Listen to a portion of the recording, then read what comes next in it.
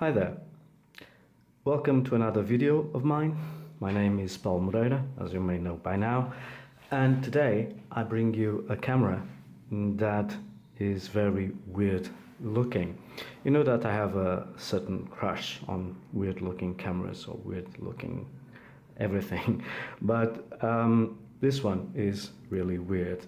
Please welcome the Horizont, the KMZ Horizont from the ex-Soviet Union. So this is an FSU camera, commonly known to us collectors as FSU cameras, former Soviet Union cameras. And this strange looking apparatus is indeed a camera. Now, let's put in perspective before I talk about the Horizont. I don't know if I'm pronouncing it correctly. I don't know how do you say Horizont in Russian, so I'll stick to the English version. The camera is, so that you have an idea of its size, it's more or less like a Zenit camera. This is the Zenit B, but in dimensional terms, it's pretty much the same as any Zenit, late Zenit. The first ones were quite smaller. So you see that the Zenit is a reflex camera, this one isn't. And they're about the same size. So, what the hell do we have here? So the Horizont is a panoramic camera. Exactly, it takes panoramic pictures. It's a dedicated panoramic camera. So it's not one of those compacts from the 80s and 90s that had special blinds that made the picture look panoramic in format.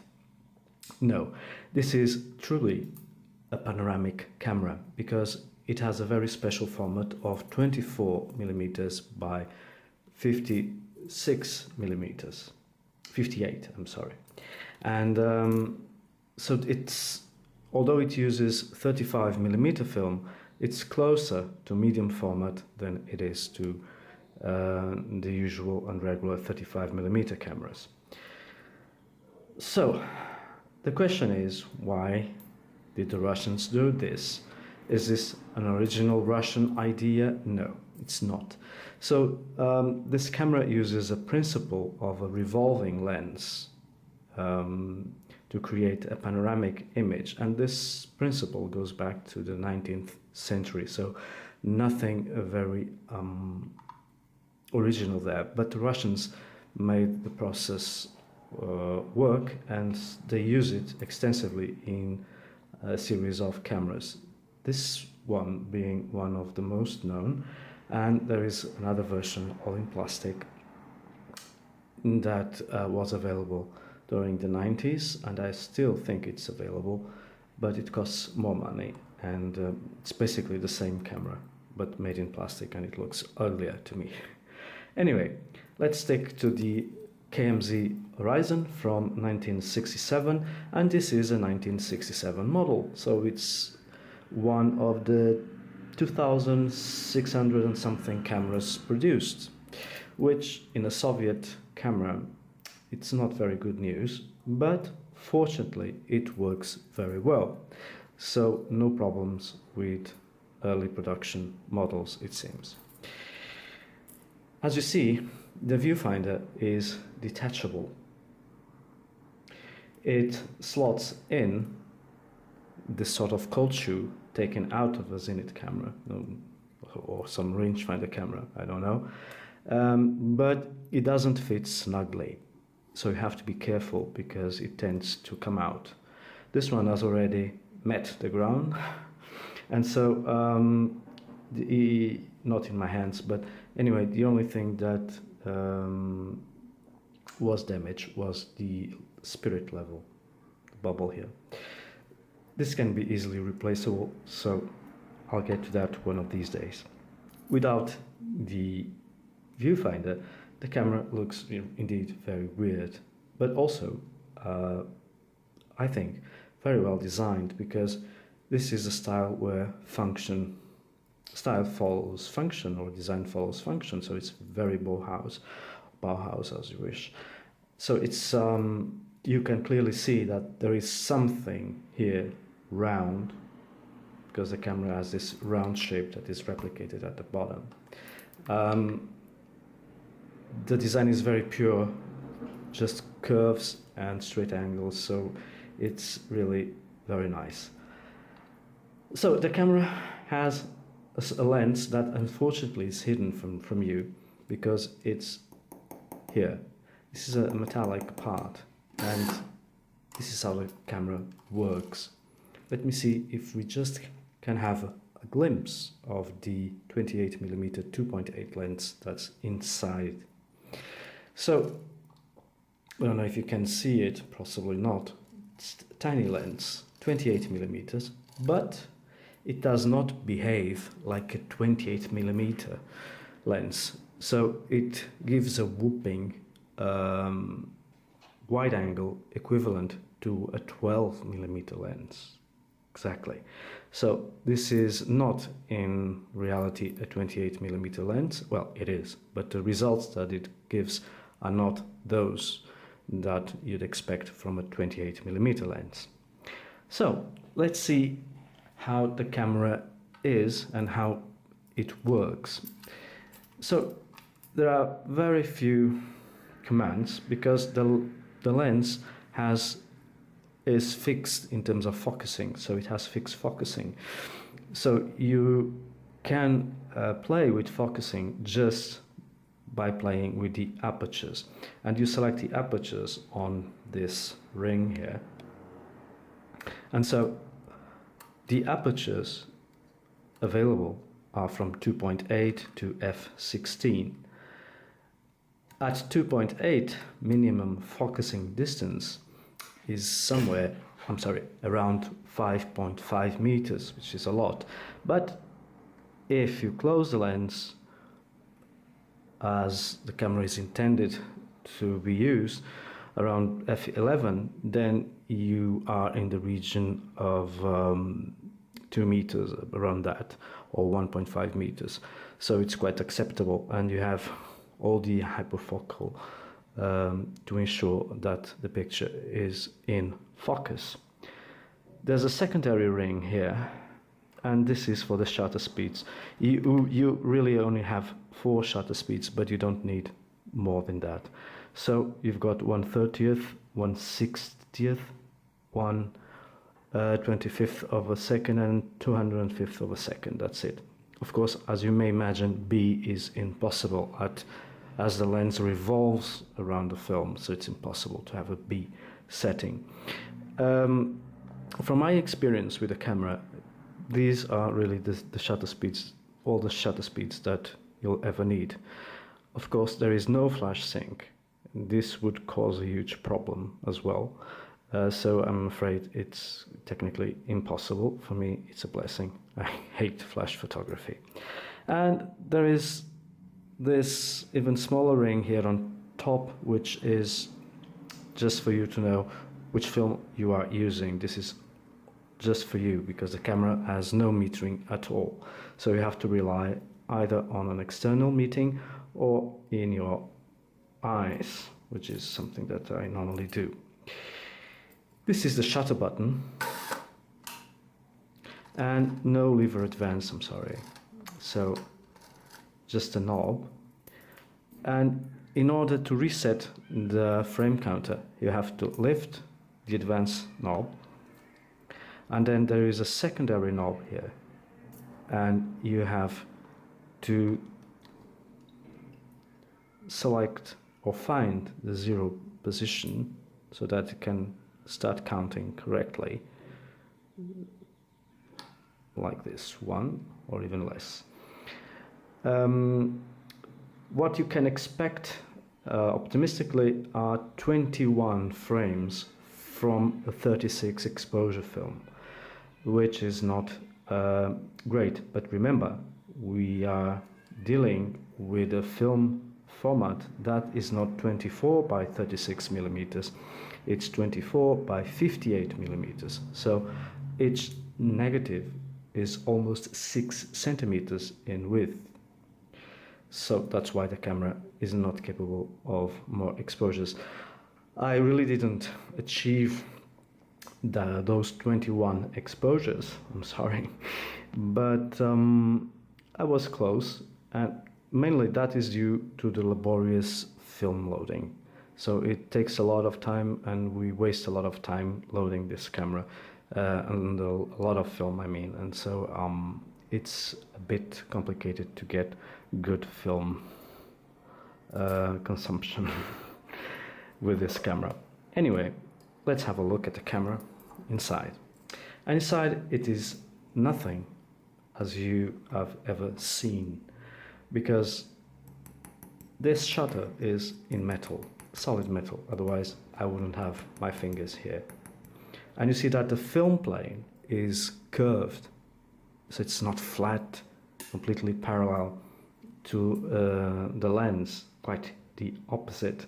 And it's this curvature that will give that fantastic angle of view equivalent to a 12mm lens. So you see, when we have the film here, what happens is that the film is exposed by this slit. It's a bit like scanning a negative on a scanner. So the film is not exposed all at once. Not that I'm sorry, not that can happen with a focal plane either. I'm sorry, because most focal planes shutters also use this system of a slit that travels, exposing the film. So only at flash sync speeds is the shutter completely open. But here it's even different, because we have a travel that is round and not really straight. The exposure times are given by the size of the slit. So for higher shutter speeds, this slit is diminished, and for lower shutter speeds it's bigger. So the traveling of the slit is the traveling time or speed is always the same, no matter which speed you choose. So let's choose 1/30th of a second. What changes is the width of the slit, which you can see. It's a clever design. It's not an originality from Russia, and there are other cameras using this, but they are much more expensive, like the Noblex, Whitelux. Those are really in another league. But perhaps the differences are not that different in terms of quality, and in order for one to amuse himself with a camera, there's no need to go to and spend that sort of money in a camera. Now, I will do what I normally I don't recall ever doing it on one of my videos, which is loading the camera, because normally people know how to load a camera.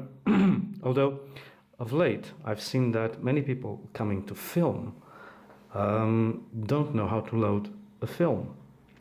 One of these days I shall have a video on how to load correctly a film. I should really get an aspirin because I'm feeling that I'm coming up on with a cold. Well, anyway, let's see how we load film on the Horizont camera. I've seen horrible pictures taken with this camera, and I'm convinced that it's due to the fact that people follow wrongly the instructions given by the sticker. And this sticker, I think it's wrong. It's the other way around, or should be seen, interpreted in this way. And people, when loading the film, normally take literally what is designed here, and I think it's the other way around. You should consider it. Anyway, so I've seen horrible pictures with light leaks, with sort of bending on the pictures, horrible, really horrible. And so I think it's due to the fact that people do not load correctly the film onto the camera.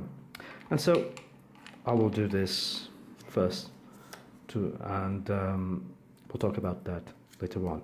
So the first thing you have to go is to insert the film tip under the first roller.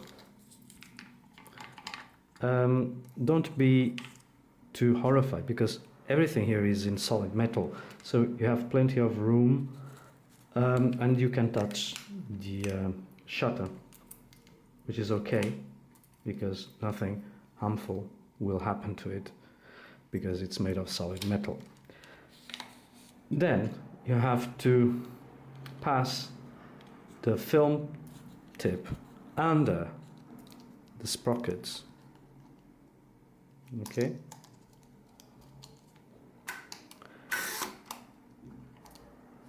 And by advancing the film,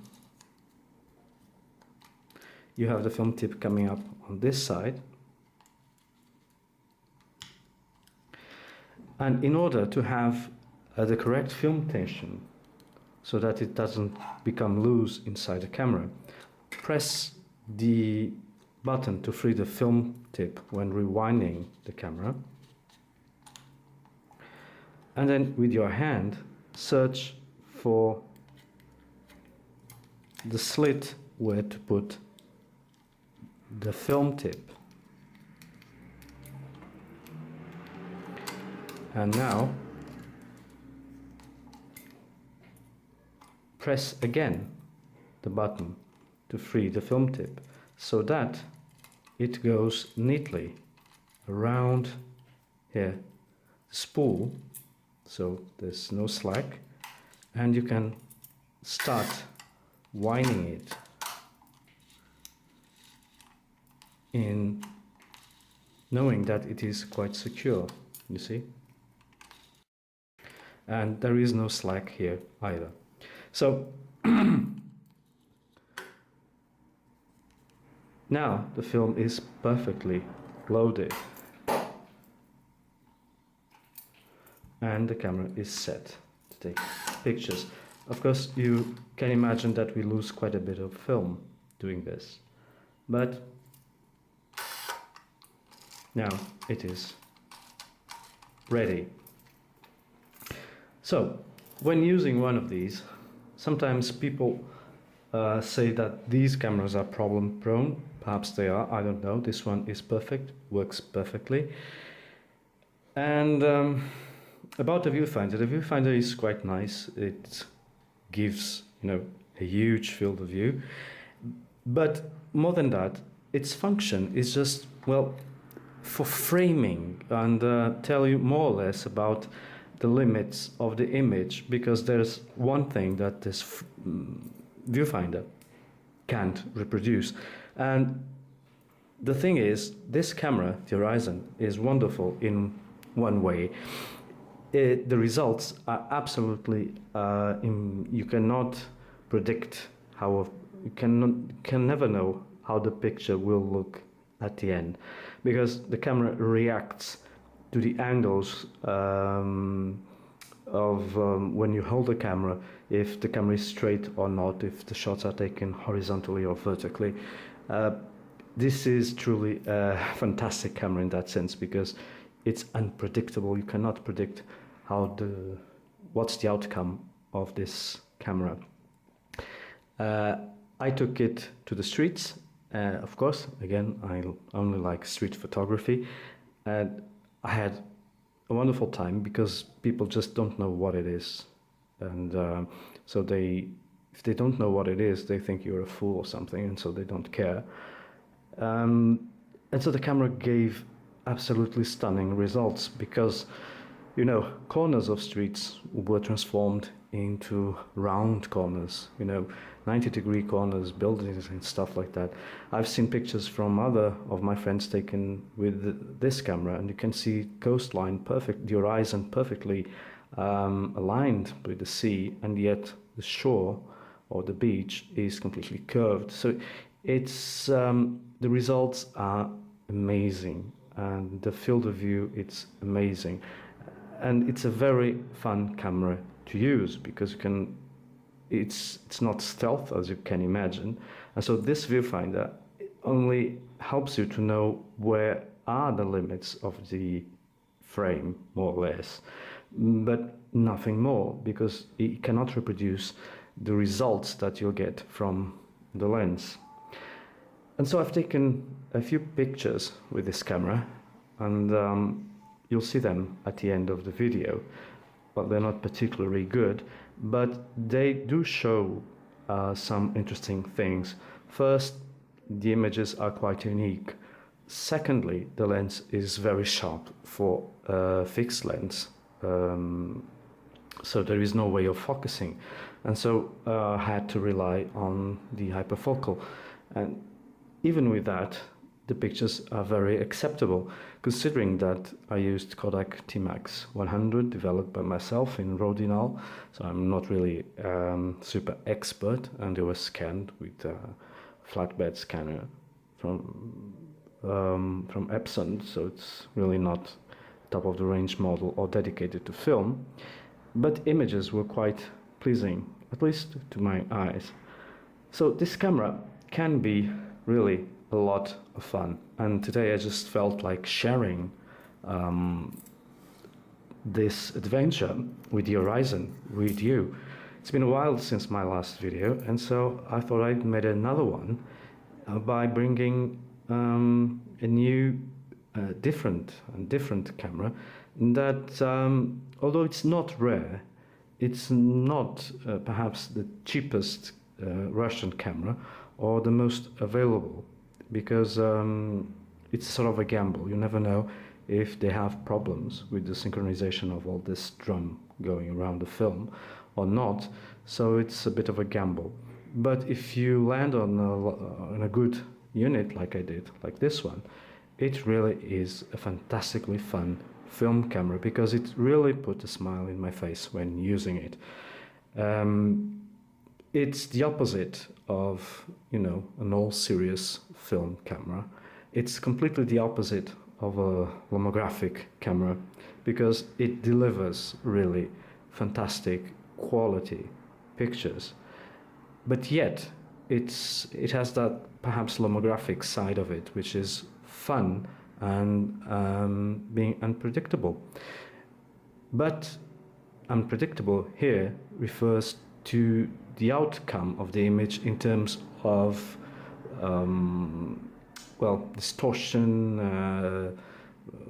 Well, it's different, so it has nothing to do with light leaks and changing of colors of the film, something like that. No, it's quite serious in that way, but it's really, really fun to use. Thank you for watching. I hope you enjoy seeing the pictures at the end of the video, and as usual, feel free to make any comments. Thank you, and I hope to see you very soon in another video of mine.